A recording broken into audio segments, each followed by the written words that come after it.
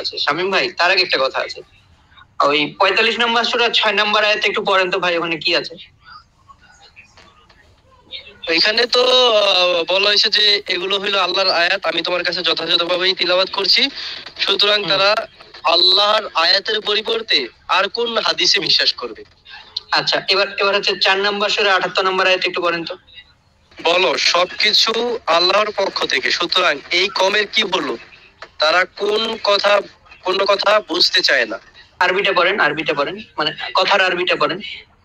হাদিসান 45 নম্বর সূরা 6 নম্বর আয়াতটা যেভাবে বললেন, এই আয়াতটা ঠিক ওইভাবে পড়েন তো একটু। কিভাবে? ওই যে কথা, মানে ওই আয়াতে কি বললেন, আল্লাহর আয়াতের পরে তারা আর কোন হাদিসে বিশ্বাস করবে, এইভাবে বললেন না? মানে আয়াতের হাদিসের মানে আরবি শব্দটাই তো পড়েছিলেন, তাই না? এখানে ও শুধু হাদিসের আরবি শব্দটা পড়বেন আয়াতটাতে। নিশার 78। আচ্ছা আচ্ছা, বলো সবকিছু আল্লাহর পক্ষ থেকে, সুতরাং এই কমের কি হলো, তারা কোনো হাদিস বুঝতে চায় না। হ্যাঁ, তাহলে 45 নম্বর সূরা 6 নম্বর আয়াতে আল্লাহ বলছে আল্লাহর আয়াতের পরে তারা কোন হাদিসে বিশ্বাস করবে। তো আল্লাহ আবার কি বলতে পারে যে তারা এই কওমের কি হলো যে তারা কোনো হাদিসই বুঝতে যাচ্ছে না? মানে কথাটা কেমন হয়ে গেল না, দুই রকম হয়ে গেল না? দেখেন তো। Exactly right.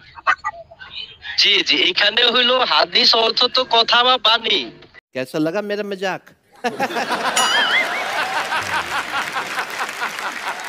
আল্লাহ তো বলছেন একটা হলো আহসানাল হাদিস সূরা জুমারের 23 নম্বর আয়াত, আর আরেকটা হাদিস হলো লাউয়াল হাদিস, এই যে সূরা লুকমানের 6 নম্বর আয়াত। তোর মাথা নষ্ট। শামীম ভাই, 4 নম্বর সূরার 78 নম্বর আয়াতে লাউয়াল হাদিসও বলা নাই, আহসানাল হাদিসও বলা নাই। সঠিক বলেছেন, আপনার বুদ্ধি ভালো। আল্লাহ শুধু বলছে যে এই কওমের কি হলো যে তারা কোনো হাদিসই বুঝতে চাচ্ছে না। এখানে কোনো লাউয়াল হাদিসও বলা নাই, আহসানালও বলা নাই, শুধু হাদিস বলা আছে। আল্লাহ প্রথমে 45 নম্বর সূরা 6 নম্বর আয়াতে বলছে যে আল্লাহর আয়াতের পরে তারা আর কোন হাদিসে বিশ্বাস করবে। আল্লাহ এটা বলছে, কিন্তু কোন হাদিসে বিশ্বাস করবে আল্লাহ প্রশ্ন করছে। আবার আল্লাহ বলছে যে এই কওমের কি হলো যে তারা কোনো হাদিস বুঝতে যাচ্ছে না। তো এই কথাটা কি মানে বিপরীত মুখে হয়ে গেল না? মানে আল্লাহ বলছে প্রথমে তারা কোন হাদিসে বিশ্বাস করবে, আবার আল্লাহ বলছে যে তারা হাদিস বুঝতে চাচ্ছে না কেন? তার মানে বোঝা যাচ্ছে কি জানেন, এখানে হাদিস শব্দটা মূলত রসুলের যে হাদিস, সেই হাদিসকে এখানে বোঝানো হয় না।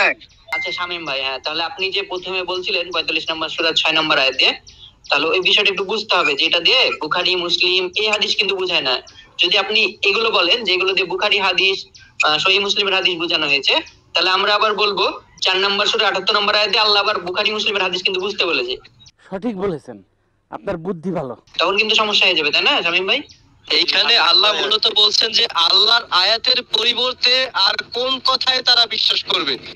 আগের আয়াতে আল্লাহর আয়াতটাকে তারা আল্লাহর আয়াতটাকে তারা কোন হাদিস দিয়ে উল্টাই দিবে, কোন মানে এই যে পাল্টাই দিবে। আরবি শব্দ, আমি তো আরবি বুঝি না শামীম ভাই, আমি আরবি বুঝি না, হাদিস শব্দটা বাংলায় বুঝান, কি বুঝানো হয়েছে? আচ্ছা যাই হোক, প্রথমত আমি যেটা বলতে যাচ্ছি শামীম ভাই, আমি যে জন্য বললাম, আমরাও জানি এখানে হাদিস অর্থ কথা, এটা আমরাও জানি, হ্যাঁ। কিন্তু আপনারা বা আপনাদের আরো অনেকেই আছে, যে মানসুর ভাইয়ের লাইভে কয়েকদিন আগে একজন গিয়েছিল, যখন এসে বলে আমাদেরকে যে আল্লাহ এই আয়াতে বলছে আল্লাহর আয়াতের পরে তারা আর কোন হাদিসে বিশ্বাস করবে। এই দেখেন, আল্লাহ হাদিস মানতে নিষেধ করছে, বুখারী মুসলিমের কথা বলছে আল্লাহ এখানে, মানে আল্লাহর আয়াত শুধু মানতে বলা হচ্ছে। তো এরা যে মানে একটা জ্ঞান পাপী আচরণ না ভাই এটা? বা মানে তো হয় একটা জ্ঞান পাপী, আর জ্ঞান পাপীকে আমরা দেখাচ্ছি। আচ্ছা কাউসার ভাই, ইয়া করেন তো রেজওয়ানের ওই ইয়াতে যান, 2 নম্বর সূরার 73, 75, 76 এইসব আয়াতে যান, দেখেন হাদিস শব্দের রেফারেন্স দিয়েছে, ওইখানে যান একটু। তো শামীম ভাই, এই যে তারা যখন আসে, হ্যাঁ আচ্ছা বলেন। এইখানে কিন্তু এরকম ভাবে বলা হয় নাই যে আল্লাহর আয়াত ছাড়া তোমরা আর কিছু বিশ্বাস করতে পারবে না, কোরআনের কথা ছাড়া আর কিছু বিশ্বাস করতে পারবে না, এরকম কিন্তু ইঙ্গিত দেওয়া হয় না। ইঙ্গিতটা কি দিছে, আল্লাহর আয়াতের পরিবর্তে তারা আর কোন হাদিসে বিশ্বাস করবে, অর্থাৎ তারা কোন কথা বিশ্বাস করবে। রাখতেছেন কেন শামীম ভাই? হাদিস শব্দটা পরিবর্তে আছে কি রাখতেছেন কেন? আপনি সব অনুবাদ করতেছেন, এই একটা ওয়ার্ড কেন আপনি অনুবাদ করতেছেন না? আচ্ছা, আল্লাহর আয়াতের পরিবর্তে তারা আল্লাহর আয়াতের পরিবর্তে আর কোন কথায় বিশ্বাস করবে? এখন পরিবর্তে আছে কি? পরিবর্তে আছে কি রাসূল ভাই? দেখেন তো ওখানে পরিবর্তে আছে? না না না না, তবে আই হাদিসিন বাদাহু ইউমিনুন মানে হচ্ছে আর কোন কথাকে, মানে কোন আল্লাহর আয়াতের পর আর কোন পরিবর্তে নাই তো।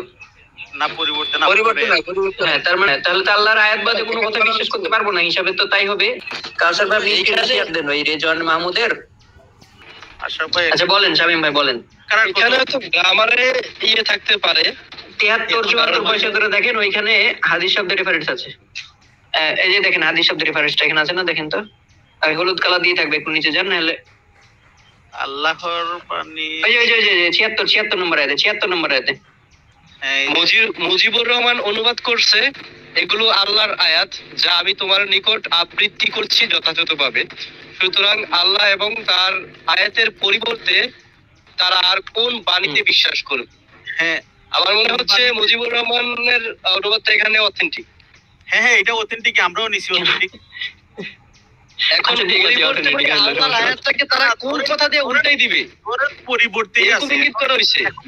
আচ্ছা পরিবর্তে, হ্যাঁ ঠিক আছে। চেষ্টা করুন শামীম ভাই, আপনারা যে এতদিন বারবার এই আয়াতের রেফারেন্সটা নিয়ে বলতেন, আল্লাহর আয়াতের পর আর কোন হাদিসে বইলে আমাদেরকে একদম কি করে ফেলতেন। তো এই হাদিসের অনুবাদটা আপনাদের করা উচিত ছিল না। তো পুরো আয়াতের অনুবাদ করলেন, একটা ওয়ার্ড কেন বাদ দিয়ে দিলেন ভাই? আমার জাস্ট এই আনসারটা দিয়ে দেন। এই অনুবাদটাও দেখান, এই অনুবাদটাই দেখান না। হ্যাঁ এইখানে কি লেখা আছে একটু পড়েন তো কাউসার ভাই, আমার মোবাইলে দেখছি আমি অবশ্য। আর যখন আমি নিয়ে আসতে পারতাম। ইমানদারের সাথে সাক্ষাৎ করে তখন বলে আমরা ঈমান এনেছি।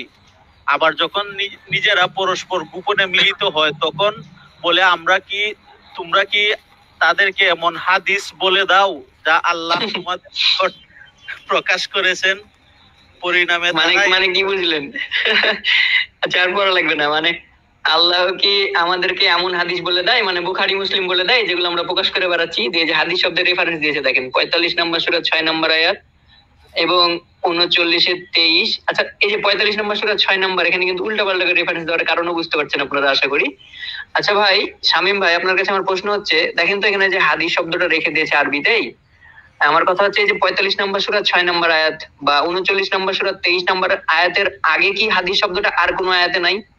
মানে রেফারেন্স দিলে তো একটা সিরিয়ালে রেফারেন্স দেওয়া লাগে, তাই না? পাকারাতেই তো আছে, সিরিয়ালে সাথেই তো লাগে।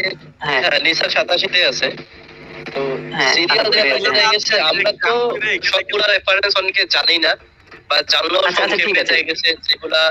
আচ্ছা শামীম ভাই, আপনি বুকে হাত দিয়ে একটা কথা বলেন।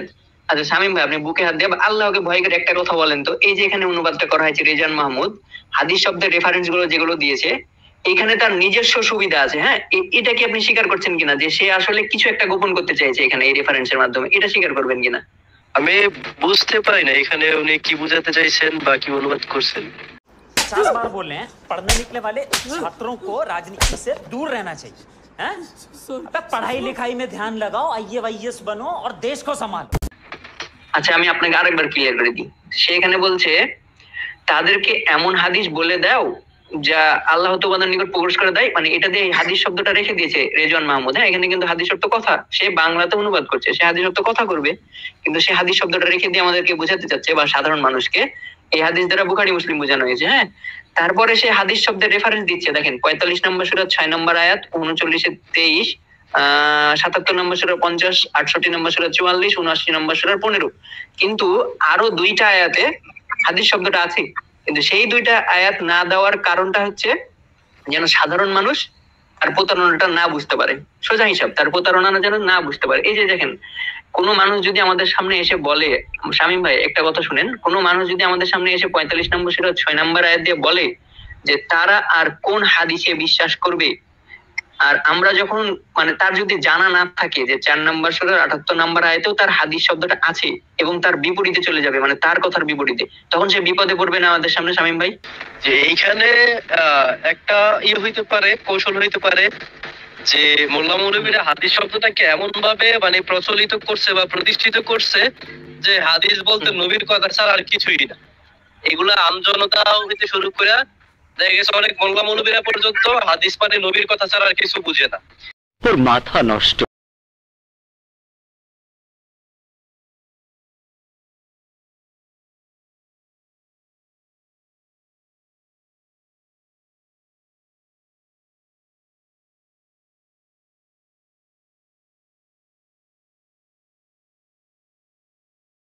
তো এটাকে মানে এই যে কৌশল হিসাবে হয়তো এভাবে অনুবাদটা করছে। আবার দেখা গেছে রিজওয়ান মাহমুদের কিছু সমস্যা আছে, হয়তো বা এই যে উস্কানিমূলক ভাবে উস্কি দেওয়ার জন্য হয়তো বা এটা করতে পারে। রেজওয়ানের সমস্যা আছে? রেজওয়ান তো কোনো সমস্যা ছাড়া লোক, ওর তো কোনো সমস্যা নেই। সমস্যা ছাড়ালো কি বলেন? হ্যাঁ শামীম ভাই, আপনি এটা কি কইলেন ওর সমস্যা আছে? ভাই রেজন হলো ছাগল, ভাই আমার দৃষ্টিতে রেজন হলো ছাগলের মতো বা ভেড়ার মতো আর কি। আল্লাহ যে সূরা আল আরাফে 178 নম্বর আয়াতে বলছে, ওর বেশি কিছু মনে করি না। এইগুলা তো জাস্ট ইন্টেনশনালি একটা প্রসিদ্ধ একটা জিনিসকে হাইড করার জন্য এই সোলসা তৈরিগুলা করছে। কোন আয়াতে হাদিসের বাংলা রাখছে, কোন আয়াতে হাদিস হিসাবেই রাখছে। এটা জাস্ট সোলসা তৈরি ছাড়া আর কিছু না। যদি একটা অর্থ নিতে হয় সব জায়গায় একই অর্থ নেওয়া লাগবে, ঠিক না শামীম ভাই? আপনারা তো কনটেক্সটে বিশ্বাসী না, তার মানে আপনারা একটা অর্থ নিলে এই শব্দটা যদি 1000 বার আসে 1000 বার একই অর্থ নেওয়া লাগবে, যেহেতু আপনারা কনটেক্সট মানেন না।